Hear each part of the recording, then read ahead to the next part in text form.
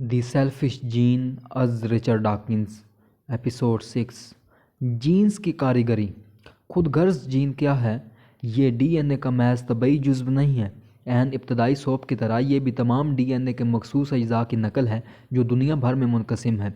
अगर हम जीन्स के हवाले से ख़ुद को इस तरह बात करने की इजाज़त दें गोया वो शौरी मकासद के हामिल हों, साथ ही ख़ुद को यकीन दहानी कराएं कि जब भी हम चाहेंगे अपनी ज़बान को बाइज़्ज़त अल्फाज में बहाल कर सकते हैं, तो हम ये सवाल पूछ सकते हैं कि एक खुद गर्ज जीन क्या करने की कोशिश कर रहा है।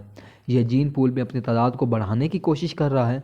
बुनियादी तौर पर यह ऐसा इन निज़ाम को प्रोग्राम करने में मदद करके करता है जिनमें यह खुद को बाकी रखने और दोबारा पैदा करने के लिए पाता है। लेकिन अब हम इस बात पर जोर दे रहे हैं कि ये एक मुनक़सिम इदारा है जो एक ही वक्त में बहुत से मुख्तलिफ अफराद में मौजूद होता है। इस बाब का अहम नुक्ता यह है कि कोई जीन अपनी इन नकलों की मदद करने के काबिल हो सकता है जो दूसरे अजसाम में बैठे हैं। अगर ऐसा होता है तो ये इनफरादी इसार पसंदी के तौर पर होगा, ताहम इसे जीनी खुद गर्जी के ज़रिए से अंजाम दिया जाएगा। इंसान में अल्बिनो होने की जीन पर गौर करें। दर हकीकत कई ऐसे जीन मौजूद होते हैं जो अल्बिनिज़म का बाइस बन सकते हैं, लेकिन मैं उनमें से सिर्फ एक के बारे में बात कर रहा हूँ। ये जीन गैर फ़ाल होता है। किसी शख्स को अल्बिनो बनाने के लिए उस जीन का दोहरी खुराक में मौजूद होना ज़रूरी होता है। ये बात हम में से 20,000 में से तकरीबन एक के बारे में दुरुस्त है, लेकिन यही जीन हम में से 70 में से तकरीबन एक फ़र्द में अकेली खुराक में भी मौजूद होता है, और ऐसे अफराद अल्बिनो नहीं होते। क्योंकि ये बहुत से अफराद में मुनक़सिम होता है, इसलिए अल्बिनो जीन जैसा जीन असूली तौर पर जीन पूल में अपनी बका के लिए मदद कर सकता है। ये अपने जिस्मों को दूसरे अल्बिनो जिस्मों के साथ इसार पसंदी से बर्ताव करने के लिए प्रोग्राम कर सकता है, क्योंकि उनमें एक ही जीन होता है। अगर वो जिस्म मर जाए जिसमें वो रहता है तो अल्बिनो जीन को काफ़ी खुश होना चाहिए, बशर्ते ये कि ऐसा करते हुए वो इसी जीन पर मुश्तमिल दूसरे अजसाम को ज़िंदा रहने में मदद करे। अगर अल्बिनो जीन अपने जिस्म में से किसी एक को 10 अल्बिनो अजसाम की ज़िंदगियाँ बचाने के लिए काम में ला सकता है, तो ये इसार पसंदी वाली मौत भी जीन पूल में अल्बिनो जीन्स की बड़ी हुई तादाद की सूरत में खासी तलाफ़ी कर देगी। तो क्या हमें तवक्को करनी चाहिए कि अल्बिनो बामी तौर पर खसूसन इसार पसंद होगा? असल में इसका जवाब शायद नहीं है। ये देखने के लिए कि क्यों न हमें एक बाशऊर एजेंट के तौर पर जीन के अपने इस्तारे को आर्जी तौर पर तर्क कर देना चाहिए, क्योंकि इस तनाज़र में ये बहुत गुमराह कुन हो जाता है। हमें बाइज़्ज़त तौर पर इसे खा पेचीदा इस्तिलाहात में ही से ही दोबारा बयान करना होगा। अल्बिनो जीन वाकई ज़िंदा रहना या दीगर अल्बिनो जीन्स की मदद करना नहीं चाहते, लेकिन अगर अल्बिनो जीन सिर्फ अपने जिस्म का दूसरे अल्बिनो के साथ इसार पसंदी का बर्ताव करने का सबब बनता है, तो खुद ब खुद खा ही न खाई इसके नतीजे में वो जीन पूल में ज़्यादा तादाद में हो जाएगा। लेकिन ऐसा होने के लिए जीन के जिस्मों पर दो आज़ादाना असरात मुरतब करना होंगे। न सिर्फ इसे बहुत ज़र्द रंग का अपना मामूल का असर देना होगा, बल्कि बहुत ज़र्द रंग के अफराद के साथ मुंतखबा तौर पर इसार पसंदी का रुझान भी फराम करना होगा। इस तरह का दौरे असर वाला जीन अगर मौजूद रहा होगा तो अपनी आबादी में बहुत कामयाब रहा होगा। अब ये सच है, जैसा कि मैंने बाब 3 में ज़ोर दिया था, कि जीन्स के मुतअद्दिद असरात होते हैं। नज़रियाती तौर पर मुमकिन है कि ऐसा जीन पैदा हो जो बैरूनी तौर पर नज़र आने वाला लेबल मुहैया करे, मसलन ज़र्द जिल्द या सब्ज़ दाढ़ी या कोई और नुमाया चीज़, और इस नुमाया लेबल के हामिलीन के साथ ख़ास तौर पर इसार पसंद होने का रुझान भी हो। ऐसा मुमकिन तो है, लेकिन खसूसियत के साथ इसका कोई इम्कान नहीं। सब्ज़ दाढ़ी का तल्लुक़ अंगूठे के नाखूनों का अंदर की तरफ बढ़ना या किसी और खसूसियत के फ़रोग़ के रुझान से होने का इम्कान है, और सब्ज़ दाढ़ियों से शगुफ़ ऐसा ही है गोया फ्रेसिया फूलों की बू सूंघने की कुदरत न रखना। ये बहुत ज़्यादा इम्कानी नहीं है कि एक ही जीन सही लेबल और सही किस्म की इसार पसंदी दोनों पैदा करे। इसके बावजूद इसे सब्ज़ दाढ़ी वाली इसार पसंदी का असर ग्रीन बियर्ड अल्ट्रूज़म इफ़ेक्ट कहा जा सकता है। वो एक नज़री तौर पर मुमकिन हकीकत है। सब्ज़ दाढ़ी जैसा फ़र्ज़ी लेबल सिर्फ़ एक तरीका है जिसमें से कोई जीन दूसरे फ़र्द में अपनी नकलों को पहचान सकता है। क्या कोई और तरीका है? एक ख़ास तौर पर बराह रास्त मुमकिन तरीका हस्ब ज़ेल है। एक इसार पसंद जीन के मालिक को सिर्फ इस हकीकत से पहचाना जा सकता है कि वो इसार पसंदाना काम करें। जीन पूल में एक जीन खुशहाल हो सकता है अगर कोई इस तरह का हुक्म सादर करे اے جسم، اگر اے کسی اور کو ڈوبنے سے بچانے کی کوشش کے نتیجے میں خود ڈوب رہا ہے تو چھلانگ لگاؤ اور اے کو بچاؤ۔ اس طرح کے جین کے اچھی کارکردگی کا سبب یہ ہے کہ اوسط سے زیادہ امکان ہے کہ اے میں وہی زندگی بچانے والا اثار پسند جین ہوگا۔ حقیقت یہ ہے کہ اے کسی اور کو بچانے کی کوشش کرتے ہوئے دیکھا گیا ایک لیبل ہے جو سبز داڑھی کے مساوی ہے۔ یہ سبز داڑھی کے مقابلے میں کم فرضی ہے، لیکن یہ اب بھی ناقابل عمل لگتا ہے۔ کیا ایسے قابل عمل طریقے ہیں جس سے جین دوسرے افراد میں اپنی نقلوں کو پہچان سکتے ہیں؟ اس کا جواب ہاں میں ہے۔ یہ دکھانا آسان ہے کہ قریبی رشتہ داروں میں جینز ساجھا کرنے کا امکان اوسط سے زیادہ ہوتا ہے۔ یہ طویل عرصے سے واضح ہے کہ یہی وہ وجہ ہے کہ والدین کی اپنے بچوں کے ساتھ اظہار پسندی اتنی عام ہے۔ آر اے فشر، جے بی ایس ہلڈر اور خاص طور پر ڈبلیو ڈی ہیملٹن نے جو محسوس کیا وہ یہ تھا کہ یہی بات دیگر قریبی رشتوں یعنی بھائیوں اور بہنوں، بھتیجوں اور بھتیجیوں، قریبی کزنز پر بھی لاگو ہوتی ہے۔ اگر کوئی فرد 10 قریبی رشتہ داروں کو بچانے کے لیے مر جائے تو رشتہ دار جین کی ایک نقل ضائع ہو سکتی ہے، لیکن اسی جین کی بڑی تعداد میں نقلیں بچ جاتی ہیں۔ ایک بڑی تعداد تھوڑا سا ابہام پیدا کر سکتی ہے، اسی طرح قریبی رشتہ دار بھی مبہم ہے۔ ہم اسی طرح سے بہتر اصطلاحات وضع کر سکتے ہیں جیسا کہ ہیملٹن نے کیا تھا۔ 1964 کے ان کے 2 مقالات سماجی ایتھولوجی میں اب تک کے لکھے گئے اہم ترین مقالات میں سے ایک ہیں، اور میں کبھی یہ بات نہیں سمجھ سکا کہ ایتھولوجسٹوں نے انہیں اتنا نظر انداز کیوں کیا ہے کہ ان کا نام ایتھولوجی کی 2 بڑی درسی کتابوں کے اشاریے میں بھی موجود نہیں جو 1970 میں شائع ہوئیں۔ خوش قسمتی سے ان کے تصورات میں دلچسپی کے احیاء کے حالیہ آثار موجود ہیں۔ ہیملٹن کے مقالات ریاضیاتی ہیں، لیکن مشکل ریاضی کے بغیر بنیادی اصولوں کی وجدانی طور پر سمجھنا سہل ہے۔ اگرچہ اسے کچھ زیادہ ہی سادہ بنانے کی قیمت پر جس چیز کا ہم حساب لگانا چاہتے ہیں وہ 2 افراد مثلاً 2 بہنوں میں مخصوص جین کے مشترک ہونے کا امکان ہے۔ سادگی کے لیے میں فرض کروں گا کہ ہم ان جینز کے بارے میں بات کر رہے ہیں جو مجموعی طور پر جین پول میں نایاب ہیں۔ زیادہ تر لوگوں میں البینو نہ ہونے کے جین مشترک ہوتے ہیں، چاہے وہ ایک دوسرے کے رشتہ دار ہوں یا نہ ہوں۔ اسی جین کے اتنے عام ہونے کی وجہ یہ ہے کہ فطرت میں البینو کے زندہ رہنے کا امکان غیر البینو کے مقابلے میں کم ہوتا ہے، کیونکہ مثال کے طور پر سورج انہیں چندیا دیتا ہے اور قریب آنے والے شکاری کو دیکھنے کا نسبتاً امکان کم ہوتا ہے۔ ہمیں اس طرح کے واضح طور پر اچھے جینز کے جین پول میں البینو نہ ہونے کے جین کے پھیلاؤ کی وضاحت سے سردست سروکار نہیں ہے۔ یہاں ہم جینز کی، خاص طور پر ان کی اظہار پسندی کے نتیجے میں کامیابی کی وضاحت میں دلچسپی رکھتے ہیں، لہٰذا ہم یہ فرض کر سکتے ہیں کہ ارتقاء کے کم از کم اس عمل کے ابتدائی مراحل میں یہ جین نایاب ہیں۔ اب اہم نکتہ یہ ہے کہ ایک جین جو مجموعی طور پر آبادی میں نایاب ہے وہ بھی ایک خاندان کے اندر عام ہوتا ہے۔ میں ایسے بہت سے جینز کا حامل ہوں جو مجموعی طور پر آبادی میں نایاب ہیں، اور آپ میں بھی ایسے جینز موجود ہیں جو مجموعی طور پر آبادی میں نایاب ہیں۔ یہ امکان واقعی بہت کم ہے کہ ہم دونوں میں ایک ہی نایاب جین موجود ہو، لیکن اس بات کے امکانات زیادہ ہیں کہ میری بہن میں ایک مخصوص نایاب جین ہو جو میرے اندر رہے۔ اس کے امکانات بھی اتنے ہی اچھے ہوں کہ آپ کی بہن کا آپ کے ساتھ کوئی نایاب جین مشترک ہو۔ اس معاملے میں امکانات ٹھیک 50% ہوتے ہیں، اور اس کی وجہ بتانا آسان ہے۔ فرض کریں کہ آپ میں جین جی کی ایک نقل موجود ہے، آپ نے اسے یا تو اپنے والد سے یا اپنی والدہ سے وصول کیا ہوگا۔ سہولت کے لیے ہم مختلف غیر معمولی امکانات کو نظر انداز کر سکتے ہیں کہ جین ایک نیا میوٹنٹ ہے جو آپ کے والدین کے پاس تھا، یا یہ کہ آپ کے والدین میں سے کسی ایک کے پاس اس کی 2 نقلیں تھیں۔ فرض کریں کہ یہ آپ کے والد تھے جنہوں نے آپ کو جین دیا، پھر ان کے جسم کے عام خلیات میں سے ہر ایک میں جین کی ایک نقل موجود تھی۔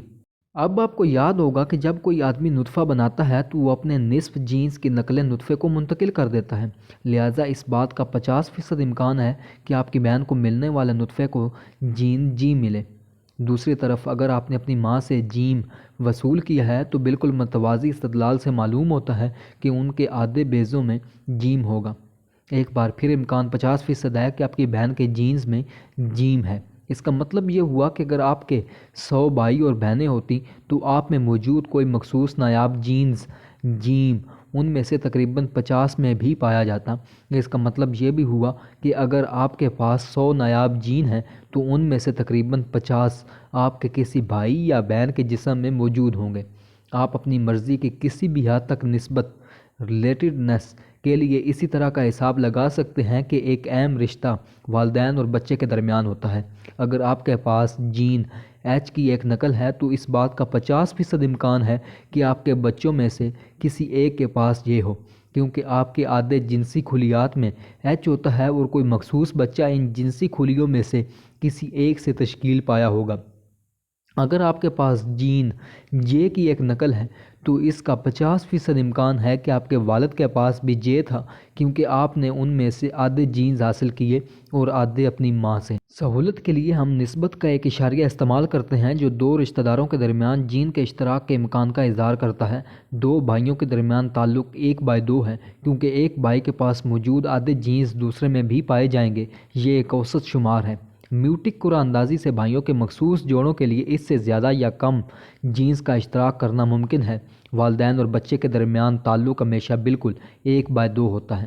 ہر بار ابتدائی اصولوں سے حساب کتاب کرنا ذرا تھکا دینے والا عمل ہوتا ہے۔ تو یہاں کسی دو افراد اے اور بی کے درمیان تعلق کا حساب لگانے کے لیے ایک قریبی اور تیار شدہ قاعدہ دیا گیا ہے جو آپ کو اپنی وصیت بنانے یا اپنے خاندان میں ظاہری مشابہت کی تشریح کرنے میں مفید ثابت ہو سکتا ہے۔ یہ تمام آسان معاملات کے لیے کام کرتا ہے، لیکن جہاں رشتہ داروں کے درمیان جنسی ملاپ ہوتا ہے وہاں یہ قاعدہ کام نہیں کرتا، اور بعض حشرات میں بھی، جیسا کہ ہم آگے دیکھیں گے۔ پہلے اے اور بی کے تمام مشترکہ اعداد کی شناخت کریں۔ مثال کے طور پر فرسٹ کزن کے ایک جوڑے کے مشترکہ اعداد ان کے مشترکہ دادا اور دادی ہیں۔ ایک بار جب آپ کو ایک مشترکہ جد مل جائے تو یہ یقینی منطقی طور پر درست ہوگا کہ اس کے تمام اجداد اے اور بی کے لیے بھی مشترک ہوں گے۔ تاہم سب کو نظر انداز کرتے ہوئے سب سے حالیہ مشترکہ اعداد کو لیتے ہیں۔ اس لحاظ سے سگے کزن کے صرف 2 مشترکہ اعداد ہوتے ہیں۔ اگر بی اے کی اولاد سے ہے، مثال کے طور پر اس کا پڑپوتا، تو اے خواہ وہ مشترکہ جد ہیں جس کی ہم تلاش کر رہے ہیں۔ اے اور بی کے مشترکہ اعداد کا پتہ لگانے کے بعد نسل کے فاصلے کو آگے دیے گئے طریقے کے مطابق شمار کریں۔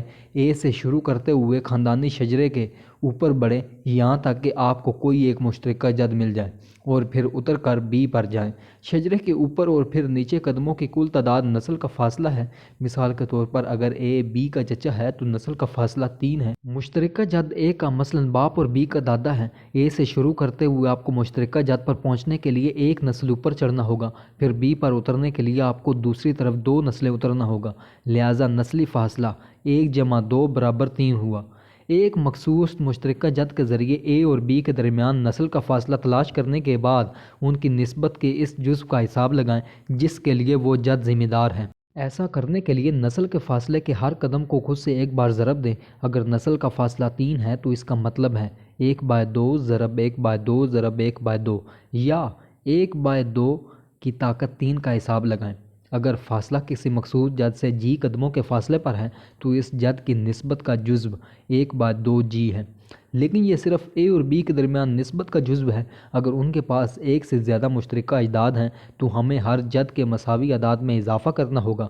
عام طور پر ایسا ہوتا ہے کہ افراد کے ایک جوڑے کے تمام مشترکہ اجداد کے لیے نسل کا فاصلہ یکساں ہوتا ہے، لہٰذا اجداد میں سے کسی ایک کی وجہ سے اے اور بی کے درمیان نسبت کو محسوب کرنے کے بعد آپ کو عملی طور پر صرف اجداد کی تعداد سے ضرب دینا ہے۔ مثال کے طور پر سگے کزن کے 2 مشترکہ جد ہوتے ہیں اور ہر ایک کے ذریعے نسل کا فاصلہ 4 ہوتا ہے، اس لیے ان کی نسبت 2 ضرب 1/2 کی طاقت 4 = 8 ہے۔ اگر اے بی کا پڑپوتا ہے تو نسل کا فاصلہ 3 ہے اور مشترکہ اعداد کی تعداد 1 خود بی ہے، لہٰذا اس کی نسبت 1 ضرب 1/2 کی طاقت 3 = 8 ہے۔ جینیاتی طور پر آپ کا سگا کزن ایک پڑپوتے کے مساوی ہے۔ اسی طرح آپ میں اپنے چچا کی جانشینی 2 ضرب 1/2 کی طاقت 3 = 4 کا اتنا ہی امکان ہے جتنا اپنے دادا کی نسبت 1 ضرب 1/2 کی طاقت 2 = 1/4۔ تیسرے کزن 2 ضرب 1/2 کی طاقت 8 = 128۔ جیسے دور کے تعلقات کے لیے ہم اس بنیادی امکان کے قریب آ رہے ہیں کہ اے کے پاس موجود ایک مخصوص جین آبادی سے لیے گئے کسی بھی بے ترتیب فرد کے ذریعے سانجھا کیا جائے گا۔ جہاں تک اثار پسند جین کی نسبت کی بات آتی ہے تو تیسرا کزن کسی بھی عبداللہ یا زید کے مساوی ہونے سے زیادہ مختلف نہیں ہے۔ دوسرا کزن 1/2 برابر نسبت بس تھوڑا سا خاص ہے۔ سگا کزن کچھ زیادہ ہے، 1/8۔ سگے بھائی بہن اور والدین اور ان کے بچے بہت خاص ہیں، 1/2 اور 1 جیسے جڑواں بچے نسبت = 1۔ بالکل اپنی ذات کی طرح خاص ہوتے ہیں۔ چچا اور خالہ، بھتیجے اور بھتیجیاں، دادا اور دادی اور پوتے اور پوتیاں اور ستیلے بھائی اور ستیلی بہنیں 1/4 کی نسبت کے ساتھ درمیانی درجے میں ہیں۔ اب ہم رشتہ داروں کی اظہار پسندی کے حوالے سے جینز کے بارے میں زیادہ واضح طور پر بات کرنے کی پوزیشن میں ہیں۔ ایک ایسا جین جسے خودکشی کر کے 5 کزن کو بچانا پڑے، وہ آبادی میں زیادہ تعداد میں نہیں پنپ سکے گا۔ البتہ 5 بھائیوں یا 10 سگے کزن کو بچانے والا جین آبادی میں اپنا اضافہ کر سکے گا۔ خودکش اظہار پسند جین کے کامیاب ہونے کی کم از کم ضرورت یہ ہے کہ اسے 2 سے زیادہ بہن بھائیوں یا بچوں یا والدین یا 4 سے زیادہ ستیلے بہن بھائیوں یا چچا خالہ، بھتیجوں بھتیجیوں، دادا دادی، پوتے پوتیوں یا 8 سے زیادہ سگے کزن وغیرہ کو بچانا پڑے۔ اسی طرح کا جین اوسطاً ان کافی افراد کے جسموں میں رہتا ہے جو اظہار پسند جین کے ذریعے بچایا جاتا ہے تاکہ خود اظہار پسند کی موت کی تلافی ہو سکے۔ اگر کوئی فرد اس بات کا یقین کر سکتا ہے کہ کوئی مخصوص شخص اس کا ہم شکل جڑواں ہے تو اسے اپنے جڑواں بچوں کی بہبود کے لیے بالکل اتنا ہی فکر مند ہونا چاہیے جتنا کہ خود اپنی جڑواں اظہار پسندی کے لیے کوئی بھی جین دونوں جڑواں بچوں میں یقینی طور پر ہوگا۔ لہٰذا اگر ایک فرد دوسرے کو بچاتے ہوئے بہادری سے مر جاتا ہے تب بھی جین باقی رہتا ہے۔ 9 بینڈ والے آرماڈیلوس مماثل 4 کے جڑواں میں پیدا ہوتے ہیں۔ جہاں تک کہ میں جانتا ہوں مجھے کسی ننھے آرماڈیلوس کے لیے بہادری کی موت والے کسی کارنامے کی اطلاع نہیں ملی ہے، لیکن یہ بتایا گیا ہے کہ ان سے زبردست اظہار پسندی کی توقع یقینی طور پر کی جانی چاہیے اور جنوبی امریکہ جانے والے کسی فرد کے لیے اس پر نظر ڈالنا مفید ہوگا۔ اب ہم دیکھ سکتے ہیں کہ والدین کی نگہداشت صرف نسبتی اظہار پسندی کن الٹروئزم کا ایک خاص معاملہ ہے۔ جینیاتی طور پر دیکھا جائے تو ایک بالغ کو اپنے یتیم بچے بھائی کی اتنی ہی توجہ اور دیکھ بھال کرنی چاہیے جتنی اس کے اپنے بچوں میں سے کسی ایک کے لیے۔ دونوں نوزائیدہ بچوں سے اس کا تعلق بالکل یکساں یعنی 1/2 ہوتا ہے۔ جینی انتخاب کی اصطلاح میں بڑی بہن کے اظہار پسندانہ رویے کے لیے ایک جین کو پوری آبادی میں پھیلنے کا اتنا ہی اچھا امکان ہونا چاہیے جتنا والدین کے اظہار پسندی کے لیے کسی جین کا۔ عملی طور پر یہ مختلف وجوہ کی بنا پر ایک حد سے زیادہ آسان تشریح ہے جس پر ہم بعد میں آئیں گے، اور بھائی یا بہن کی دیکھ بھال والدین کی دیکھ بھال کی طرح فطرت میں اتنی عام چیز ہے بھی نہیں۔ لیکن میں یہاں جو نقطہ بیان کر رہا ہوں وہ یہ ہے کہ والدین بچے کے تعلقات کے بارے میں بھائی بہن کے رشتے کے مقابلے میں جینیاتی طور پر کوئی خاص بات نہیں ہے۔ یہ حقیقت ہے کہ والدین دراصل جینز بچوں کو منتقل کرتے ہیں، لیکن بہنیں ایک دوسرے کو منتقل نہیں کرتیں۔ غیر متعلقہ ہے کیونکہ بہنیں بھی ایک ہی والدین سے ایک ہی جین کی یکساں نقلیں حاصل کرتی ہیں۔ کچھ لوگ اس قسم کے قدرتی انتخاب کو گروہی انتخاب، گروہوں کی تفرقی بقا اور انفرادی انتخاب، افراد کی تفرقی بقا سے الگ کرنے کے لیے نسبتی انتخاب کن سلیکشن کی اصطلاح کا استعمال کرتے ہیں۔ نسبتی انتخاب خاندان کے اندر اظہار پسندی کا لحاظ کرتا ہے۔ رشتے جتنے قریبی ہوں گے اتنا ہی مضبوط ہوگا۔ اس اصطلاح میں کوئی حرج نہیں ہے، لیکن بدقسمتی سے اس کے حالیہ شدید غلط استعمال کی وجہ سے اسے ترک کرنا پڑ سکتا ہے، جس سے آنے والے برسوں تک حیاتیات دانوں میں پریشانی اور الجھن کا امکان ہے۔ وی ولسن نے اپنی دوسری قابل ستائش کتاب سوشو بیالوجی دی نیو سنتھیسس میں نسبتی انتخاب کو گروہی انتخاب کا ایک خصوص معاملہ قرار دیا ہے۔ انہوں نے ایک ڈایاگرام سے واضح طور پر ثابت کیا ہے کہ وہ اسے روایتی معنوں میں انفرادی انتخاب اور گروہی انتخاب کے بین بین شے سمجھتے ہیں۔ یہی وہ مفہوم تھا جسے میں نے پہلے باب میں استعمال کیا تھا۔ اب گروہی انتخاب کا مطلب ولسن کی اپنی تعریف کے مطابق افراد کے گروہوں کی تفرقی بقا ہے۔ یقینی طور پر یہ ایک ایسا مفہوم ہے جس میں خاندان ایک مخصوص قسم کا گروہ ہے، لیکن ہملٹن کی دلیل کا پورا نقطہ یہ ہے کہ خاندان اور غیر خاندان کے درمیان فرق لگا بندہ نہیں بلکہ یہ ریاضیاتی امکان میتھمیٹیکل پروبیبلٹی کا معاملہ ہے۔ یہ ہملٹن کے نظریے کا کوئی جزو نہیں ہے کہ جانوروں کو خاندان کے تمام افراد کے ساتھ اظہار پسندی اور ہر ایک کے ساتھ خود غرضی سے برتاؤ کرنا چاہیے۔ خاندان اور غیر خاندان کے درمیان کسی قسم کی حتمی لکیریں کھینچنے کی ضرورت نہیں ہے۔ ہمیں یہ فیصلہ کرنے کی ضرورت نہیں ہے کہ دوسرے کزن کو خاندانی گروپ کے اندر یا اس سے باہر شمار کرنا چاہیے۔ ہم بس یہ توقع کرتے ہیں کہ دوسرے کزن کو اولاد یا بہن بھائیوں کی طرح اظہار پسندی حاصل کرنے کا امکان 1/16 ہے۔ نسبتی انتخاب کسی طرح بھی گروہی انتخاب کا مخصوص معاملہ نہیں ہے، یہ جینی انتخاب کا ایک مخصوص نتیجہ ہے۔ ولسن کی نسبتی انتخاب کی تعریف میں سے اس سے بھی زیادہ سنگین خامی ہے۔ وہ جان بوجھ کر اولاد کو خارج کرتا ہے، انہیں وہ رشتہ دار ہی شمار نہیں کرتا۔ یقیناً وہ اچھی طرح جانتا ہے کہ اولاد اپنے والدین کے رشتہ دار ہوتی ہے، لیکن وہ اپنی اولاد کے والدین کی طرف سے اظہار پسندی کی دیکھ بھال کی وضاحت کرنے کے لیے نسبتی انتخاب کے نظریے کو استعمال نہ کرنے کو ترجیح دیتا ہے۔ یقیناً وہ جس طرح چاہے کسی لفظ کی تعریف متعین کرنے کا حق رکھتا ہے، تاہم یہ سب سے زیادہ الجھاؤ والی تعریف ہے، اور مجھے امید ہے کہ ولسن سے اپنی بجا طور پر بااثر کتاب کے مستقبل کے ایڈیشنوں میں ترمیم کر دے گا۔ جنیاتی طور پر دیکھا جائے تو والدین کی دیکھ بھال اور بھائی بہن کی اظہار پسندی بالکل ایک ہی وجہ سے تیار ہوتی ہے۔ دونوں صورتوں میں اس بات کا اچھا امکان ہے کہ فائدہ اٹھانے والے کے جسم میں اظہار پسند جین موجود ہے۔ میں عام قارئین کی توجہ اس چھوٹی سی بحث پر چاہتا ہوں اور جلدی سے مرکزی خیال کی طرف لوٹتا ہوں۔ اب تک میں نے کوئی زیادہ ہی آسان الفاظ میں بات کی ہے اور اب وقت آ گیا ہے کہ کچھ اہلیتیں کوالیفیکیشنز متعارف کرائی جائیں۔ میں نے بالکل بنیادی اصطلاحات میں معلوم نسبت سے منسوب رشتہ داروں کی مخصوص تعداد کی زندگیاں بچانے کے لیے خودکشی کے جینس پر بات کی ہے۔ ظاہر ہے کہ حقیقی زندگی میں جانوروں سے یہ توقع نہیں کی جا سکتی کہ وہ کتنے رشتہ داروں کو بچا رہے ہیں، اور نہ ہی ہیملٹن کا حساب ان کے ذہنوں میں ہوتا ہے، چاہے ان کے پاس یہ جاننے کا کوئی طریقہ ہی کیوں نہ ہو کہ ان کے بھائی اور کزن کون کون ہیں۔ حقیقی زندگی میں مخصوص خودکشی اور زندگی کی مطلق حفاظت کو اپنی اور دوسروں کی موت کے شماریاتی خطرات سے تبدیل کرنا ضروری ہے، یہاں تک کہ تیسرا کزن بھی حفاظت کے قابل ہو سکتا ہے اگر خود کو خطرہ بہت کم ہو۔ پھر آپ اور اپنے جن رشتہ داروں کو بچانے کے بارے میں سوچ رہے ہیں وہ ہر صورت میں ایک دن مرنے ہی والے ہیں۔ ہر فرد کو زندگی کی توقع ہوتی ہے جس کا حساب کوئی منشی ایکچوری غلطی کے ایک مخصوص امکان کے ساتھ لگا سکتا ہے۔ ایک ایسے رشتہ دار کی زندگی بچانے سے جو جلد ہی بڑھاپے کی موت کی نظر ہونے والا ہے، مستقبل کے جین پول پر کم اثر پڑتا ہے، بمقابل اس کے کہ وہ اتنے ہی قریبی ایسے رشتہ دار کی زندگی بچا سکے جس کی زندگی کا بڑا حصہ اس کے آگے پڑا ہے۔ نسبت پر ہماری صاف ستھری متناسب جمع گھٹاؤ میں منشی کے بے ترتیب اوزان ویٹنگ کے ذریعے ترمیم کرنی ہوگی۔ دادا دادی اور پوتے پوتیوں کے پاس جینیاتی طور پر ایک دوسرے کے ساتھ اظہار پسندی کا برتاؤ کرنے کی یکساں وجہ ہوتی ہے، کیونکہ وہ ایک دوسرے کے جین سے 1/4 جزو کا اشتراک کرتے ہیں۔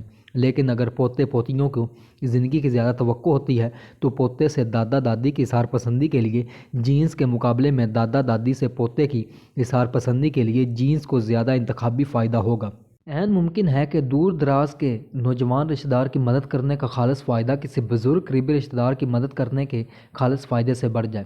واقعتاً یقینی طور پر ضروری نہیں کہ ایسا ہو کہ دادا دادی کو پوتے پوتیوں کے مقابلے میں زندگی کی کم توقع ہوتی ہے۔ نوزائیدہ بچوں کی اموات کی شرح زیادہ ہونے والی انواع میں اس کے برعکس ہو سکتا ہے۔ منشی کی تمثیل کو آگے بڑھانے کے لیے افراد کی زندگی کا بیمہ کرانے والوں کے طور پر سوچا جا سکتا ہے۔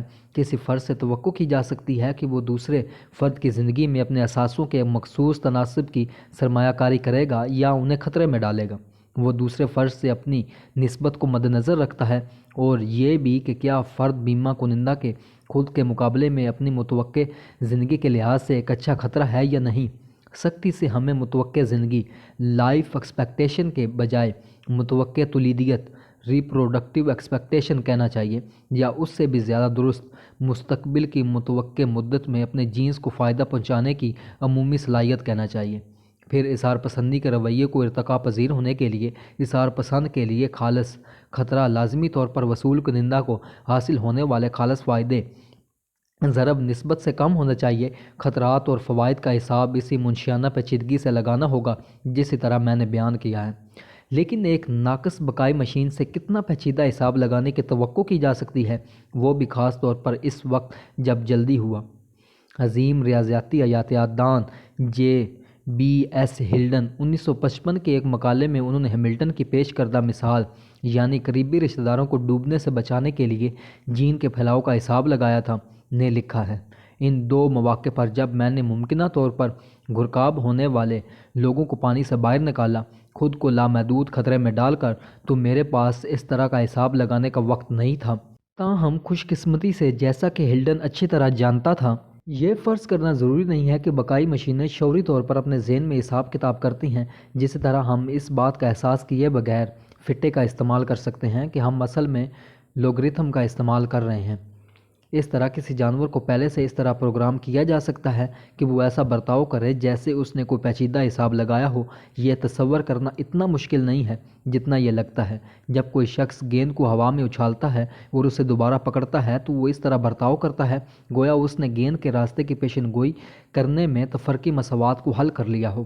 وہ نہ تو اسے جانتا ہے اور نہ ہی اسے اس بات کی پرواہ ہوتی ہے کہ تفرقی مساوات کیا بلا ہے، لیکن اس سے گیند پکڑنے کی اس کی مہارت متاثر نہیں ہوتی۔ کسی تحت الشعور کی سطح پر ریاضیاتی حساب جیسا کچھ عملی طور پر جاری رہتا ہے۔ اسی طرح جب کوئی شخص کوئی مشکل فیصلہ کرتا ہے تو تمام نفع و نقصان اور اس فیصلے کے تمام نتائج جن کا وہ تصور کر سکتا ہے کو تولنے کے بعد وہ اسی طرح ایک بڑے اوزانی جوڑ ویٹڈ سم کے حساب کے ساتھ مساوی کام کرتا ہے، جس طرح کمپیوٹر اپنی کارکردگی کا مظاہرہ کر سکتا ہے۔ اگر ہمیں ایک ماڈل بقائی مشین کو سیمولیٹ کرنے کے لیے کسی کمپیوٹر کو پروگرام کرنا ہو تاکہ وہ فیصلہ کر سکے کہ آیا وہ اظہار پسندی سے برتاؤ کرے یا نہیں، تو ہمیں شاید تقریباً حسب ذیل طریقے سے آگے بڑھنا چاہیے۔ ہمیں ان تمام متبادل چیزوں کی فہرست بنانا ہوگی جو کوئی جانور کر سکتا ہے، پھر ان متبادل رویوں کے نمونوں میں سے ہر ایک کے لیے ہم ایک اوزانی جوڑ کا حساب پروگرام کرتے ہیں۔ تمام مختلف فوائد کے لیے جمع کا نشان ہوگا، تمام خطرات کے لیے نفی کا نشان ہوگا۔ فوائد اور خطرات دونوں کو جوڑنے سے پہلے نسبت کے مناسب اشاریے سے ضرب دے کر اوزان طے کر دیے جائیں گے۔ سادگی کے لیے ہم شروع میں دیگر اوزان کو نظر انداز کر سکتے ہیں، جیسا کہ عمر اور صحت۔ چونکہ کسی فرد کی خود سے نسبت 1 ہے، یعنی اس کے اپنے جینز کا 100%، ظاہر ہے اس لیے خود کو لاحق خطرات اور فوائد کی قدر میں بالکل کمی نہیں کی جائے گی، بالکل اسے حساب میں ان کا پورا وزن دیا جائے گا۔ متبادل رویے کے نمونوں میں کسی ایک کے لیے پورا جوڑا اس طرح نظر آئے گا۔ برتاؤ کے نمونے کا خالص فائدہ برابر ہے خود کو فائدہ منفی خود کو خطرہ جمع 1/2 بھائی کو فائدہ منفی 1/2 بھائی کو خطرہ جمع 1/2 دوسرے بھائی کو فائدہ نفی 1/2 دوسرے بھائی کو خطرہ جمع 1/8 سگے کزن کو فائدہ نفی 1/8 سگے کزن کو خطرہ جمع 1/2 بچے کو فائدہ نفی 1/2 بچے کو خطرہ جمع وغیرہ۔ جوڑ کا نتیجہ اس رویے کا خالص فائدہ سکور کہلاتا ہے۔ اس کے بعد ماڈل جانور اپنے ذخیرے میں ہر متبادل رویے کے پیٹرن کے لیے مساوی جوڑ کا حساب لگاتا ہے۔ آخر میں وہ اس برتاؤ کا نمونہ انجام دینے کا انتخاب کرتا ہے جو سب سے بڑے خالص فائدے کے ساتھ ابھرتا ہے، یہاں تک کہ اگر تمام سکور نیگیٹو سامنے آتا ہے تب بھی اسے سب سے زیادہ سکور کے ساتھ انتخاب کرنا چاہیے جس میں کم سے کم برائی ہو۔ یاد رکھیں کہ کسی بھی مثبت اقدام میں توانائی اور وقت کا استعمال شامل ہوتا ہے۔ یہ دونوں ہی دوسرے کام میں صرف کیے جا سکتے تھے۔ اگر کچھ نہ کرنا سب سے زیادہ خالص فائدہ سکور کرنے والے برتاؤ کے طور پر ابھرتا ہے تو ماڈل جانور کچھ نہیں کرے گا۔ یہ ایک انتہائی سادہ مثال ہے جسے اس بار کمپیوٹر سیمولیشن کے بجائے ایک معروضی خود کلامی کی شکل میں بیان کیا گیا ہے۔ میں ایک جانور ہوں جسے 8 مشروموں کا ایک جرمٹ ملا ہے۔ ان کی غذائی قدر کا حساب لگانے کے بعد اور معمولی خطرے کے لیے کچھ تفریق کرنے کے بعد کہ وہ زہریلے ہو سکتے ہیں، میرا اندازہ ہے کہ ان کی قدر ہر ایک کے لیے جمع 6 اکائی ہے۔ پچھلے باب کی طرح یہاں اکائیاں فرضی کمائی ہیں۔ مشروم اتنے بڑے ہیں کہ میں ان میں سے صرف 3 کھا سکتا ہوں۔ کیا مجھے فوڈ کال دے کر کسی اور کو اپنی دریافت کے بارے میں آگاہ کرنا چاہیے؟ میری پکار کی رسائی کے دائرے کے اندر کون کون ہے؟ بھائی بی، مجھ سے اس کی نسبت 1/2 ہے۔ کزن سی، مجھ سے نسبت 1/8 اور ڈی کوئی خاص نسبت نہیں، مجھ سے اس کی نسبت ایک معمولی عدد ہے جسے عملی مقاصد کے لیے 0 سمجھا جا سکتا ہے۔ اگر میں اپنی دریافت کے بارے میں خاموش رہوں تو ان 3 مشروموں میں سے ہر ایک کے لیے میرا خالص فائدہ سکور +6 ہوگا جو مجموعی طور پر 18 بنتا ہے۔ اگر میں فوڈ کال دوں تو میرے خالص فائدہ سکور کا تھوڑا سا حساب لگانا پڑے گا۔ 8 مشروم ہم چاروں کے درمیان یکساں طور پر ساجھا ہوں گے۔ میں خود دو مشروم کھاؤں گا، ان میں سے مجھے جو کمائی ہوگی وہ ہر ایک کے لیے جمع 6 اکائی ہوگی، مجموعی طور پر جمع 12 بنتی ہے۔ لیکن جب میرا بھائی اور کزن اپنے دو مشروم کھائیں گے تو مجھے اس پر ہمارے مشترکہ جینس کی وجہ سے کچھ کمائی بھی ہوگی۔ اصل سکور 1/2 جمع 19 برابر 0 ضرب 12 جمع ملٹیپلائی 12 جمع 1/2 ضرب 12 جمع 1/12 بنتا ہے۔ خود غرضانہ رویے کے لیے متعلقہ خالص فائدہ جمع 18 تھا۔ یہ ایک قریبی چیز ہے لیکن فیصلہ واضح ہے۔ مجھے فوڈ کال دینی چاہیے۔ میری طرف سے اظہار پسندی کا فائدہ اس معاملے میں میرے خود غرض جینس کو ہوگا۔ میں نے یہ آسان مفروضہ گھڑا ہے کہ انفرادی جانور اپنے جینس کے مفاد میں بہترین کام کرتا ہے۔ اصل میں ہوتا یہ ہے کہ جین پول اب ایسے جین سے بھر جاتا ہے جو جسموں کو اس طرح متاثر کرتے ہیں کہ وہ ایسا برتاؤ کریں گے گویا انہوں نے خود اس طرح کا اسحاب لگایا ہو۔ کسی بھی صورت میں اسحاب صرف ایک بہت ابتدائی اولین تخمینہ ہے جو مثالی طور پر ہونا چاہیے۔ یہ بہت سی چیزوں کو نظر انداز کرتا ہے بشمول متعلقہ افراد کی عمروں کے۔ اس کے علاوہ اگر میں نے ابھی اچھا کھانا کھایا ہے اور میں صرف ایک مشروم کھانے کی گنجائش پاتا ہوں تو فوڈ کال دینے کا خالص فائدہ اس سے زیادہ ہوگا جب میں بھوکا ہوتا۔ اس حساب کے ترقی پسندانہ اصلاح کا کوئی خاتمہ نہیں ہے جو تمام ممکنہ دنیاؤں میں حاصل کیا جا سکتا ہے، لیکن حقیقی زندگی تمام ممکنہ دنیاؤں میں نہیں گزاری جاتی۔ ہم توقع نہیں کرتے کہ حقیقی جانور ایک بہترین فیصلے پر آنے میں ہر آخری تفصیل کو مد نظر رکھیں گے۔ ہمیں جنگل میں مشاہدے اور تجربات کے ذریعے یہ دریافت کرنا ہوگا کہ حقیقی جانور دراصل لاگت سے فائدہ اٹھانے کی مثالی تجزیے کے اصول کے لیے کتنے قریب آتے ہیں، صرف خود کو یقین دلانے کے لیے کہ ہم موضوعی مثالوں کے ساتھ زیادہ بے تو نہیں گئے ہیں۔ آئیے مختصراً جینی زبان کی طرف لوٹتے ہیں۔ زندہ جسم وہ مشینیں ہیں جو ان جینز کے ذریعے پروگرام کی جاتی ہیں جو باقی رہ گئے ہیں۔ جو جین باقی رہ گئے ہیں انہوں نے ان حالات میں ایسا کیا کیا ہے جو ماضی میں انواع کے ماحول کی خصوصیت کے لیے اوسطاً رجحان رکھتے تھے۔ لہٰذا لاگت اور فوائد کے تخمینے ماضی کے تجربے پر اس طرح مبنی ہیں جس طرح وہ انسانی فیصلہ سازی میں ہوتے ہیں۔ تاہم اس معاملے میں تجربے سے جین کے تجربے کے مخصوص معنی مراد ہیں یا زیادہ واضح طور پر ماضی کے جین کی بقا کے حالات۔ کیونکہ جینز بقائی مشینوں کو سیکھنے کی صلاحیت بھی فراہم کرتے ہیں، اس لیے لاگت سے فائدہ اٹھانے کے کچھ تخمینے انفرادی تجربے کی بنیاد پر بھی کیے جا سکتے ہیں۔ جب تک حالات بہت زیادہ تبدیل نہیں ہوتے، تخمینے اچھے اندازے ثابت ہوں گے اور بقائی مشینیں اوسطاً صحیح فیصلے کرتی رہیں گی۔ اگر حالات یکسر تبدیل ہو جاتے ہیں تو بقائی مشینیں غلط فیصلہ کرنے کا رجحان رکھتی ہیں اور ان کے جینز کو اس کا جرمانہ ادا کرنا ہوگا۔ بس یہی بات ہے، فرسودہ معلومات کی بنیاد پر انسانی فیصلے غلط ہونے کا رجحان رکھتے ہیں۔ رشتہ داری کے تخمینے میں غلطی اور بے یقینی سے پاک نہیں۔ اب تک کہ اپنے بے حد آسان حساب کتاب میں ہم نے یوں بات کی گویا بقائی مشینیں جانتی ہیں کہ ان سے کون سا رشتہ رکھتا ہے اور کتنا قریب ہے۔ حقیقی زندگی میں اس طرح کا کچھ علم کبھی کبھی ممکن ہوتا ہے، لیکن زیادہ عمومی طور پر نسبت کا تخمینہ محض اوسط کے طور پر لگایا جا سکتا ہے۔ مثال کے طور پر فرض کریں کہ اے اور بی یا تو ستیلے یا سگے بھائی ہو سکتے ہیں، ان کا تعلق یا 1/2 ہے یا 1/4، لیکن چونکہ ہم نہیں جانتے کہ وہ ستیلے بھائی ہیں یا سگے بھائی، لہٰذا مؤثر طور پر قابل استعمال عددی اوسط 3/8 ہے۔ اگر یہ یقینی ہے کہ ان کی ماں ایک ہی ہے لیکن ان کے ایک ہی باپ ہونے کا امکان 10 میں سے صرف ایک ہے، تو یہ 90% یقینی ہے کہ وہ ستیلے بھائی ہیں اور 10% یقینی ہے کہ وہ سگے بھائی ہیں، اور مؤثر نسبت 1/10 ضرب 1/2 جمع 9/10 ضرب 1/4 برابر ہے 0.275 بنتی ہے۔ لیکن جب ہم کہتے ہیں کہ یہ 90% یقینی ہے تو یہ سے ہماری کیا مراد ہے؟ کیا ہمارا مطلب یہ ہے کہ ایک طویل فیلڈ سٹڈی کے بعد انسانی نیچرلسٹ کو 90% یقین ہے، یا ہماری مراد یہ ہے کہ جانور کو 90% یقین ہے تھوڑی سی قسمت کے ساتھ؟ یہ دونوں تقریباً ایک ہی چیز ہو سکتے ہیں۔ یہ دیکھنے کے لیے ہمیں سوچنا ہوگا کہ جانور دراصل یہ اندازہ کیسے لگا سکتے ہیں کہ ان کے قریبی رشتہ دار کون ہیں۔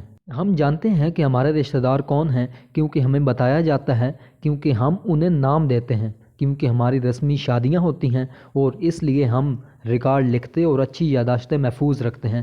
بہت سے سماجی ماہرین عمرانیات ان معاشروں میں نسبت کا تصور رکھتے ہیں جن کا وہ مطالعہ کرتے ہیں۔ ان کی مراد حقیقی جینیاتی نسبت نہیں بلکہ نسبت کے موضوعی اور ثقافتی خیالات ہوتے ہیں۔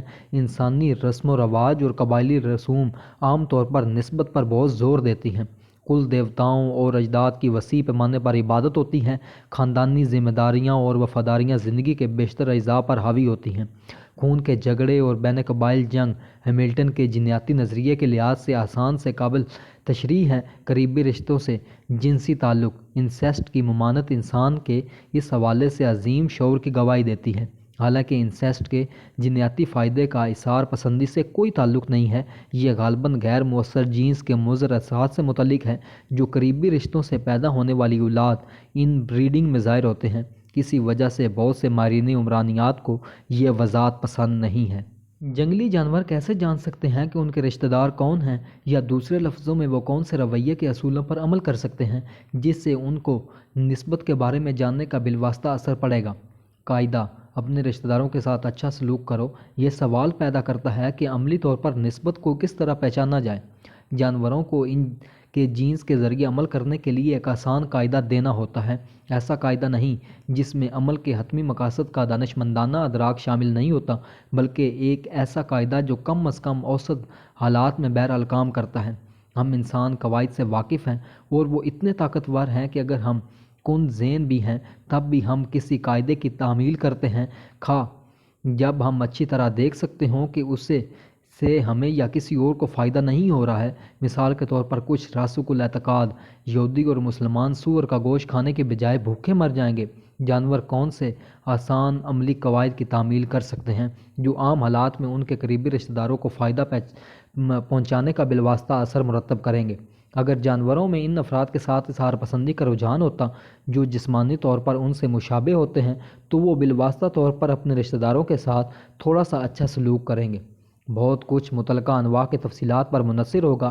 اس طرح کا قاعدہ کسی بھی صورت میں صرف شماریاتی معنوں میں صحیح فیصلوں کا باعث بنے گا۔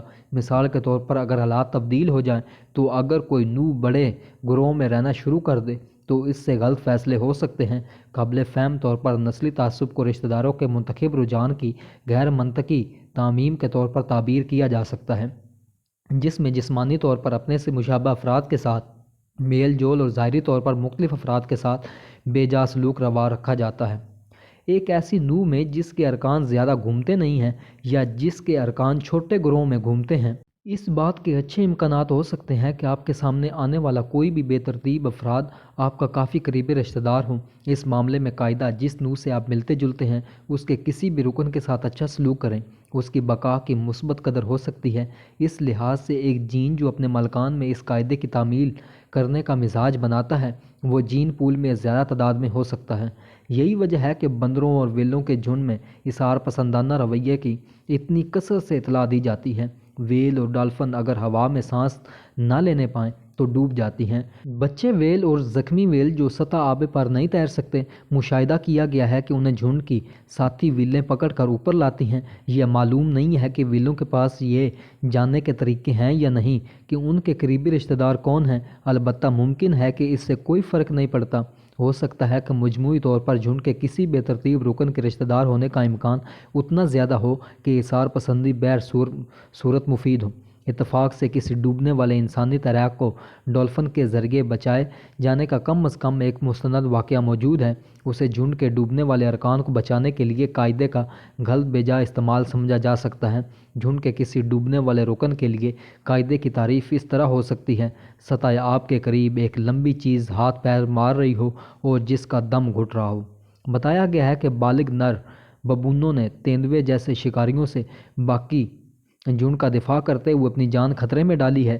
یہ بالکل ممکن ہے کہ کوئی بھی بالغ نر اوسطاً جھنڈ کے دیگر ارکان میں کافی بڑی تعداد میں جین مشترک رکھتا ہو۔ ایک ایسا جین جو عملاً کہتا ہے: اے جسم، اگر تم بالغ نر ہو تو تیندوے سے جھنڈ کا دفاع کرو، جین پول میں ان کا غلبہ ہو سکتا ہے۔ اکثر نقل کی جانے والی اس مثال کو چھوڑنے سے پہلے یہ اضافہ کرنا مناسب ہوگا کہ کم از کم کسی ایک معزز اتھارٹی نے بہت مختلف حقائق کی اطلاع دی ہے۔ اس کے مطابق جب تیندوا ظاہر ہوتا ہے تو بالغ نر منظرنامے پر سب سے پہلے آتے ہیں۔ خاندان میں رہنے والے مرغی کے چوزے اپنی ماں کے پیچھے پیچھے کھانا کھاتے ہوئے چلتے ہیں۔ ان کے پاس دو اہم پکار ہوتی ہیں۔ ایک کا ذکر تو میں پہلے کر چکا ہوں، جو زوردار چیپ کی آواز ہے۔ اس کے علاوہ وہ کھانا کھاتے وقت مختصر سریلی چوں چوں یا ٹویٹر نکالتے ہیں۔ چیپ ماں سے مدد طلب کرنے کا اثر رکھتی ہے، اسے دوسرے چوزے نظر انداز کر دیتے ہیں، تاہم ٹویٹر چوزوں کے لیے پرکشش ہوتی ہے۔ اس کا مطلب یہ ہوا کہ جب ایک چوزا کھانا کھا پاتا ہے تو اپنی ٹویٹر کے ذریعے دوسرے چوزوں کو بھی کھانے کی طرف راغب کرتا ہے۔ پہلے کی فرضی مثال کے لحاظ سے ٹویٹر فوڈ کال ہے، جیسا کہ اس صورت میں ہوتا ہے۔ چوزوں کی ظاہری اظہار پسندی کی وضاحت نسبتی انتخاب سے آسانی سے کی جا سکتی ہے۔ چونکہ فطرت میں چوزے تمام سگے بھائی بہن ہوں گے، اس لیے کھانے کی ٹویٹر دینے والا جین پھیل جائے گا، بشرطے یہ کہ ٹویٹر کرنے والے کو والے کو لاگت دوسرے چوزوں کو ہونے والے خالص فائدے سے نصف سے بھی کم آئے۔ چونکہ فائدہ پورے جھنڈ کے درمیان ساجھا کیا جاتا ہے جس کی تعداد عام طور پر 2 سے زیادہ ہوتی ہے، تو اس حالت کا درست ہونے کا تصور کرنا مشکل نہیں ہے۔ یقیناً یہ قاعدہ گھریلو یا کھیتی باڑی کے آلات میں الٹا اثر بھی کرتا ہے۔ جب مرغی کو انڈوں پر بیٹھنے کے لیے اس کی اپنے ہی نہیں بلکہ ترکی یا بطخ کے انڈوں پر بھی تیار کیا جاتا ہے، لیکن نہ تو مرغی اور نہ ہی اس کے چوزوں سے اس کا احساس کرنے کی توقع کی جا سکتی ہے۔ ان کے رویے کو ان آلات میں تشکیل دیا گیا ہے جو عام طور پر فطرت میں غالب ہوتے ہیں، اور فطرت میں اجنبی عام طور پر آپ کے گھونسلے میں نہیں پائے جاتے ہیں۔ تاہم اس طرح کی غلطیاں کبھی کبھار فطرت میں ہو سکتی ہیں۔ ریوڑ یا گروہ میں رہنے والی انواع میں ایک یتیم بچہ کو ایک اجنبی مادہ گود لے سکتی ہے، غالباً ایسی ماں جس نے اپنا بچہ کھو دیا ہو۔ بندر دیکھنے والے بعض اوقات گود لینے والی بندریا کے لیے آنٹ یا خالہ کا لفظ استعمال کرتے ہیں۔ زیادہ تر معاملات میں اس بات کا کوئی ثبوت نہیں ہے کہ وہ واقعی خالہ ہوتی ہے یا واقعی کسی بھی قسم کی رشتہ دار ہوتی ہے۔ اگر بندر کا مشاہدہ کرنے والے جینس کے بارے میں اتنے ہی باشعور ہوتے جتنا انہیں ہونا چاہیے تو وہ خالہ جیسے اہم لفظ کو اتنی لاپرواہی سے استعمال نہ کرتے۔ زیادہ تر معاملات میں ہمیں شاید گود لینے کو، چاہے وہ کتنا ہی دل کو چھو لینے والا عمل کیوں نہ ہو، ایک داخلی قاعدے کے الٹے اثر کے طور پر سمجھنا چاہیے۔ اس کی وجہ یہ ہے کہ فیاض عورت یتیم کی دیکھ بھال کر کے اپنے جینس کے لیے کوئی اچھا کام نہیں کر رہی ہے، وہ وقت اور توانائی ضائع کر رہی ہے جسے وہ اپنے رشتہ داروں، خاص طور پر اپنے مستقبل کے بچوں کی زندگیوں میں لگا سکتی ہے۔ یہ غالباً ایک ایسی غلطی ہے جو قدرتی انتخاب کے لیے بہت کم ہوتی ہے، جس نے مادری جبلت کو زیادہ منتخب بنا کر قاعدے کو تبدیل کرنے کی زحمت کی ہے۔ بہرحال بہت سے معاملات میں اس طرح بچوں کی گود نہیں لیا جاتا اور یتیم بچے کو مرنے کے لیے چھوڑ دیا جاتا ہے۔ غلطی کی ایک مثال اتنی انتہائی ہے کہ آپ اسے بالکل بھی غلطی نہیں سمجھیں گے، بلکہ خود غرض جینی نظریہ کے خلاف ثبوت کے طور پر پیش کر سکتے ہیں۔ یہ سوگوار بندریاں ماؤں کا معاملہ ہے جن کے بچے مر جاتے ہیں اور ان کو دوسری مادہ سے بچے چوری کرتے اور ان کی دیکھ بھال کرتے دیکھا گیا ہے۔ میں اسے دوہری غلطی سمجھتا ہوں، کیونکہ گود لینے والی نہ صرف اپنا وقت ضائع کرتی ہیں بلکہ وہ ایک حریف مادہ کو بچوں کی پرورش کے بوجھ سے بھی آزاد کرتی ہیں اور اسے مزید تیزی سے ایک اور بچہ پیدا کرنے کی آزادی دے دیتی ہیں۔ مجھے یہ ایک اہم مثال معلوم ہوتی ہے جس پر مکمل تحقیق کی ضرورت ہے۔ ہمیں یہ جاننے کی ضرورت ہے کہ ایسا کتنی بار ہوتا ہے، گود لینے والی اور بچے کے درمیان اوسط تعلق کیا ہونے کا امکان ہے، اور بچے کی حقیقی ماں کا رویہ کیسا ہے۔ آخر یہ اسی کے فائدے کے لیے ہے کہ اس کے بچے کو گود لیا گیا۔ کیا مائیں جان بوجھ کر سادہ لو نوجوان ماداؤں کو اپنے بچوں کو گود لینے کے لیے فریب دینے کی کوشش کرتی ہیں؟ یہ بھی سجھایا گیا ہے کہ گود لینے والی اور بچہ چھیننے والی بندریاں بچوں کی پرورش کے فن میں قیمتی مشق حاصل کر کے فائدہ اٹھا سکتی ہیں۔ مادری جبلت کی عمدن تشکیل کردہ الٹے اثر کی ایک مثال کوئلوں اور دیگر جھول تفیلیوں بروڈ پیراسائٹس کی دی جاتی ہے۔ ایسے پرندے جو کسی اور کے گھونسلوں میں انڈے دیتے ہیں۔ کوئل پرندے والدین میں ودیعت کردہ اسی اصول کا فائدہ اٹھاتے ہیں: اپنے بنائے ہوئے گھونسلے میں بیٹھے کسی بھی چوزے کے ساتھ اچھا سلوک کرو۔ کوئل کے علاوہ اس قاعدے کی عمومی اظہار پسندی کو قریبی رشتہ داروں تک محدود کرنے کا مطلوبہ اثر پڑے گا، کیونکہ یہ ایک حقیقت ہے کہ گھونسلے ایک دوسرے سے اتنے الگ تھلگ ہوتے ہیں کہ آپ کے اپنے گھونسلے میں موجود سامان بہرحال آپ کے اپنے چوزے ہوں گے۔ بالغ ہرن گل اپنے انڈوں کو پہچان نہیں پاتے اور بخوشی دوسرے گل کے انڈوں پر بیٹھ جاتے ہیں، بلکہ لکڑی کے جعلی انڈوں پر بھی، جس میں کوئی انسان تجربہ کار انڈوں کی جگہ پر رکھ دیتا ہے۔ فطرت میں انڈوں کی شناخت گلوں کے لیے اہم نہیں، کیونکہ انڈے اتنے دور لڑک کر نہیں جا سکتے کہ کچھ گز کے فاصلے پر پڑوسی کے گھونسلے کے پاس پہنچ سکیں۔ تاہم گل اپنے چوزوں کو پہچانتے ہیں۔ انڈوں کے برعکس چوزے بھٹکتے ہیں اور آسانی سے پڑوسی بالغ کے گھونسلے کے قریب پہنچ سکتے ہیں، جس کے اکثر مہلک نتائج ہوتے ہیں، جیسا کہ ہم نے باب 1 میں دیکھا ہے۔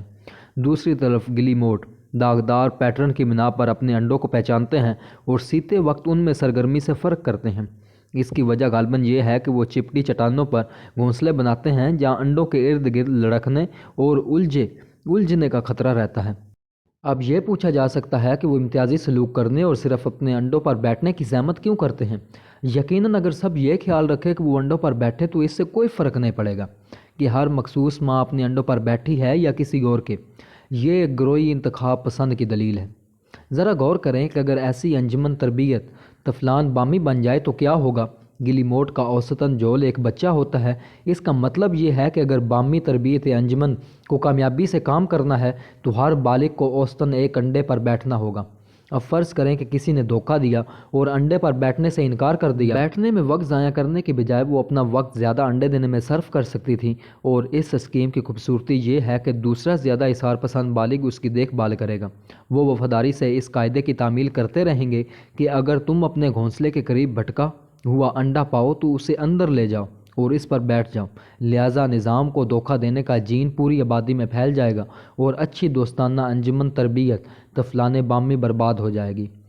کہا جا سکتا ہے کہ ٹھیک ہے، کیا ہوگا اگر ایماندار پرندے بلیک میل ہونے سے انکار کرتے ہوئے جوابی کارروائی کر دیں اور سختی سے ایک اور صرف ایک انڈے پر بیٹھنے کا فیصلہ کریں؟ اس سے فریب کرنے والے ناکام ہو جائیں گے کیونکہ وہ اپنے انڈے چٹانوں پر پڑے ہوئے دیکھیں گے اور کوئی بھی ان پر نہیں بیٹھے گا۔ اس سے جلد ہی وہ سدھر جائیں گے۔ افسوس ایسا نہیں ہوگا، چونکہ ہم یہ کہہ رہے ہیں کہ بیٹھنے والے اپنے انڈے اور دوسرے انڈے میں امتیاز نہیں کر سکتے۔ اگر ایماندار پرندے فریب دہی کے خلاف مزاحمت کے لیے اس اسکیم کو عملی جامہ پہناتے ہیں تو اپنے انڈوں کو نظر انداز کرنے کا امکان بھی اتنا ہی ہوگا جتنا دھوکہ دینے والوں کے انڈے کا۔ دھوکہ دینے والوں کا اب فائدہ یہ ہوگا کیونکہ وہ زیادہ انڈے دیں گے اور ان کے زیادہ بچے پیدا ہوں گے۔ ایک ایماندار گلیموٹ کے لیے دھوکہ بازوں کو شکست دینے کا واحد طریقہ یہ ہوگا کہ وہ اپنے انڈوں کو سرگرمی سے پہچانیں، یعنی اثار پسندی ترک کر دینا اور اپنے مفادات کی دیکھ بھال کرنا۔ مینارڈ سمتھ کی زبان استعمال کرتے ہوئے اثار پسندانہ گود لینے کی حکمت عملی ارتقائی طور پر مستحکم حکمت عملی نہیں ہے۔ یہ اس لحاظ سے غیر مستحکم ہے کہ اسے حریف خود غرض حکمت عملی کے ذریعے بہتر بنا سکتا ہے کہ اپنے مناسب حق سے زیادہ انڈے دیے جائیں اور پھر ان کو سینے سے انکار کر دیا جائے۔ یہ مؤخر ذکر خود غرضانہ حکمت عملی غیر مستحکم ہے کیونکہ وہ جس اثار پسندانہ حکمت عملی سے فائدہ اٹھاتی ہے وہ غیر مستحکم ہے اور اسے ختم ہونا ہوگا۔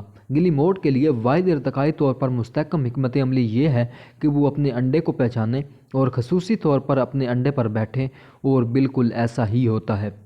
سانگ برڈ کی انواع نے جن کا کوئلوں کے ذریعے استحصال کیا جاتا ہے، مزاحمت کی، اپنے انڈوں کو پہچان کر نہیں بلکہ انڈوں کے حق میں جبلی طور پر نوع مخصوص علامات اسپیشیز ٹیپیکل مارکنگز کو پہچان کر، کیونکہ انہیں اپنی ہی نوع کے افراد کی طرف سے پیراسائٹ کیے جانے کا خطرہ نہیں ہے، اس لیے یہ طریقہ مؤثر ہے۔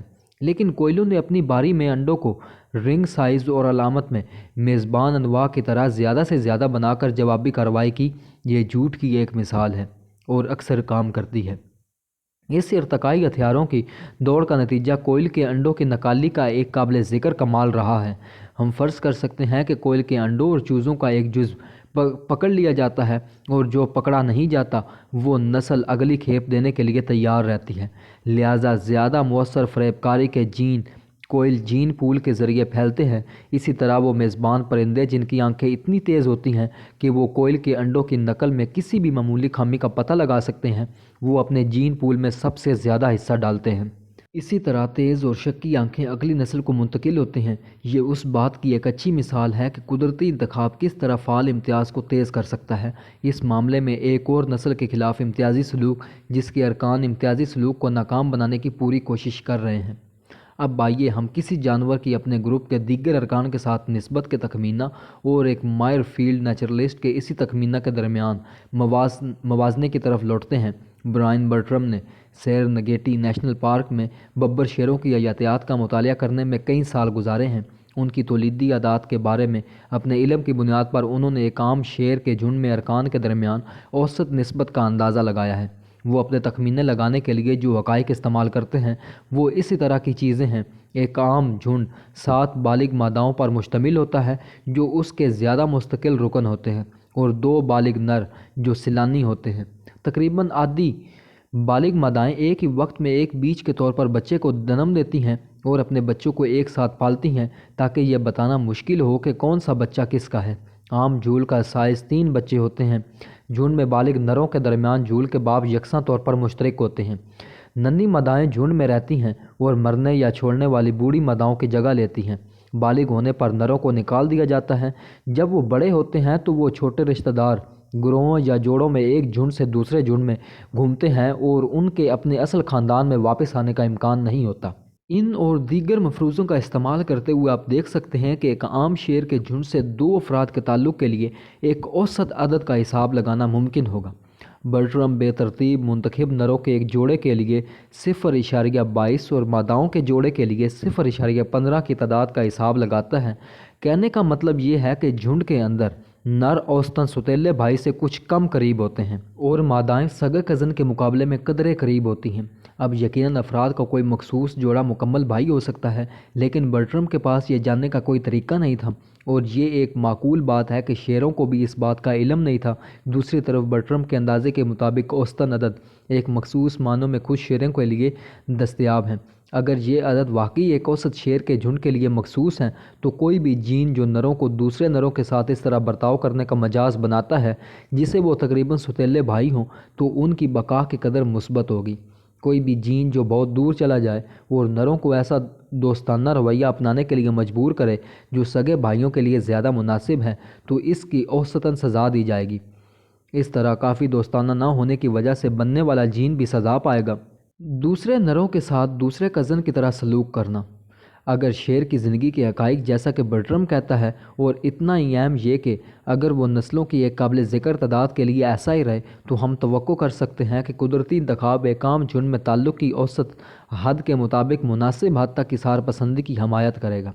میرا یہی مطلب تھا جب میں نے کہا کہ جانوروں اور اچھے نیچرلسٹوں کے نسبت کے تخمینے ایک جیسے ہو سکتے ہیں، لہٰذا ہم یہ نتیجہ اخذ کرتے ہیں کہ اظہار پسندی کے ارتقاء میں حقیقی نسبت اس سے کم اہم ہو سکتی ہے جتنا کہ نسبت کا وہ بہترین تخمینہ جو کسی جانوروں کو مل سکتا ہے۔ یہ حقیقت شاید یہ سمجھنے کی کلید ہے کہ والدین کی دیکھ بھال فطرت میں بھائی بہن اظہار پسندی سے کہیں زیادہ عام اور زیادہ وقف کیوں ہوتی ہے، اور یہ بھی کہ جانور کئی بھائیوں سے بھی زیادہ خود اپنی قدر کیوں کرتے ہیں۔ اجمالی طور پر میں یہ کہہ رہا ہوں کہ متعلقہ اشاریہ کے علاوہ ہمیں یقین کے اشاریہ جیسی کسی چیز پر غور کرنا چاہیے۔ اگرچہ والدین بچے کا رشتہ بھائی کے رشتے سے جنیاتی طور پر زیادہ قریب نہیں ہوتے، لیکن اس کا یقین زیادہ ہوتا ہے۔ عام طور پر یہ زیادہ یقینی ہو سکتا ہے کہ آپ کے بچے کون ہیں بمقابلہ آپ کے بھائی کون ہیں، اور اس سے بھی زیادہ یقینی ہو سکتا ہے کہ آپ خود کون ہیں۔ ہم نے دھوکہ بازوں میں گلی موٹس پر غور کیا اور فریب کاروں، جھوٹوں اور استحصال کرنے والوں کے بارے میں آئندہ ابواب میں مزید گفتگو کریں گے۔ ایک ایسی دنیا میں جہاں دوسرے افراد رشتہ داروں کی منتخب اظہار پسندی کا فائدہ اٹھانے اور اس سے اپنے مقصد کے لیے استعمال کرنے کے مواقع کے لیے مسلسل چوکس رہتے ہیں، کسی بقائی مشین کو اس بات پر غور کرنا ہوگا کہ وہ کس پر بھروسہ کر سکتی ہے، کس پر واقعی یقین کیا جا سکتا ہے۔ اگر بی واقعی میرا ننھا بھائی ہے تو مجھے اپنی دیکھ بھال کے نصف کے بقدر اس کی دیکھ بھال کرنی چاہیے، اور اتنی ہی دیکھ بھال کرنی چاہیے جتنی میں اپنے بچے کی کرتا ہوں۔ لیکن کیا میں اس کے بارے میں اتنا یقین کر سکتا ہوں جتنا میں اپنے بچے کا کر سکتا ہوں؟ مجھے کیسے پتہ چلے گا کہ وہ میرا ننھا بھائی ہے؟ اگر سی میرا ہم شکل جڑواں ہے تو مجھے اس کی دیکھ بھال اپنے کسی بھی بچے کی دیکھ بھال سے دگنا کرنی چاہیے۔ در حقیقت مجھے اس کی زندگی کی قدر اپنی زندگی سے کم نہیں کرنی چاہیے، لیکن کیا میں اس کے بارے میں یقین کر سکتا ہوں؟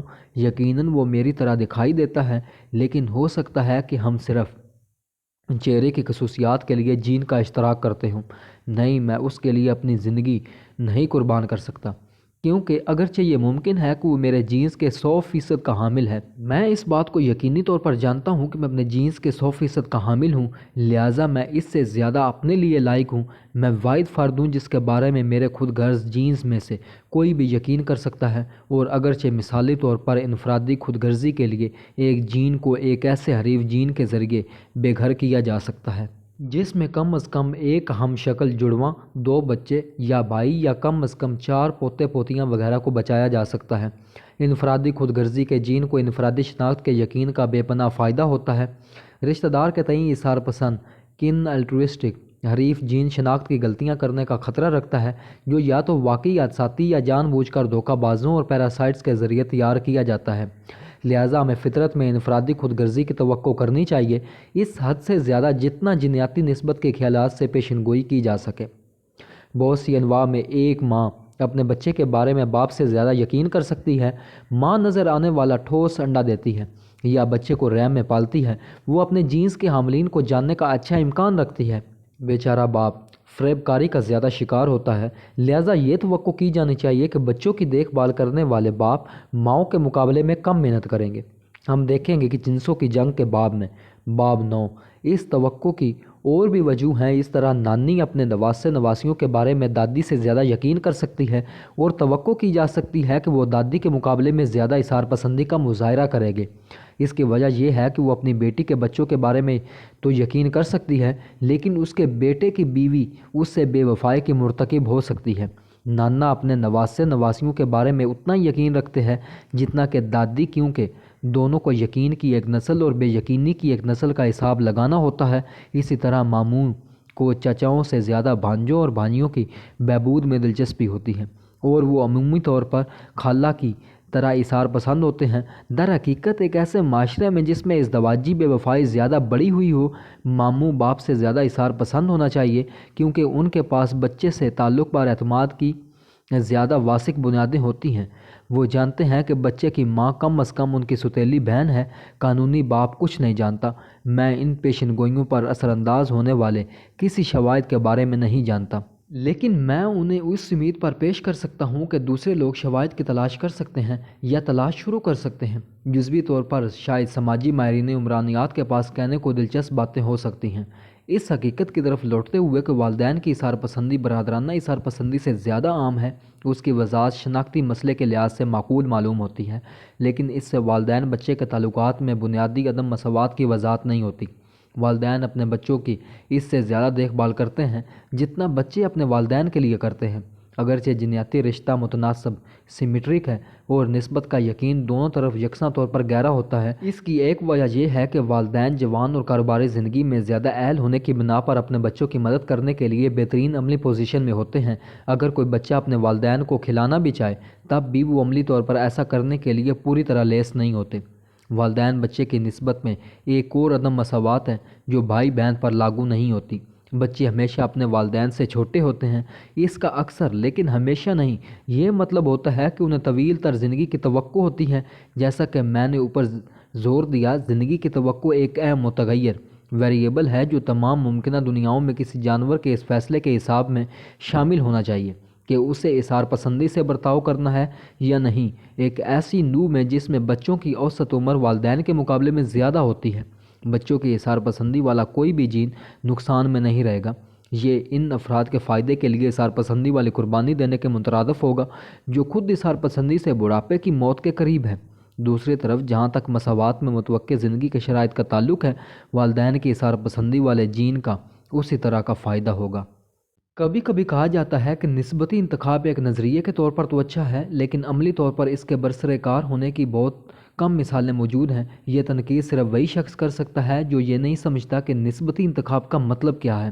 سچ تو یہ ہے کہ بچوں کے تحفظ اور والدین کی دیکھ بھال کی تمام مثالیں اور تمام وابستہ جسمانی اعضاء، دودھ خارج کرنے والے غدود، کنگارو تھیلی وغیرہ نسبتی انتخاب کے اصول کی پابند مثالیں ہیں۔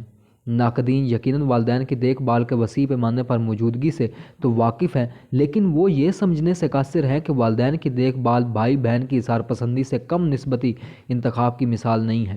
جب وہ کہتے ہیں کہ ہمیں مثالیں چاہیے تو اس سے ان کی مراد یہ ہوتی ہے کہ وہ والدین کی دیکھ بھال کے علاوہ دیگر مثالیں چاہتے ہیں، اور یہ سچ ہے کہ ایسی مثالیں کمیاب ہیں۔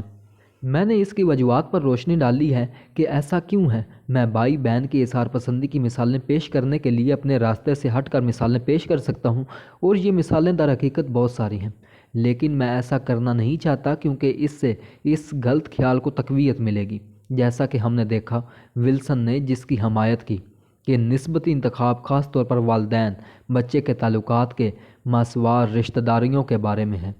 اس مغالطے کے پھیلنے کی وجہ بڑی حد تک تاریخی ہے۔ والدین کی دیکھ بھال کا ارتقائی فائدہ اتنا واضح ہے کہ ہمیں ہیملٹن کے ذریعے اسے اٹھائے جانے کا انتظار نہیں کرنا پڑتا۔ اسے ڈارون کے دور سے ہی سمجھا گیا ہے، جب ہیملٹن نے دیگر رشتہ داریوں کی جینیاتی ترادف، جینیٹک ایکویلنس اور ان کی ارتقائی اہمیت ثابت کی، تو انہیں فطری طور پر اور ان دیگر تعلقات پر زور دینا پڑا۔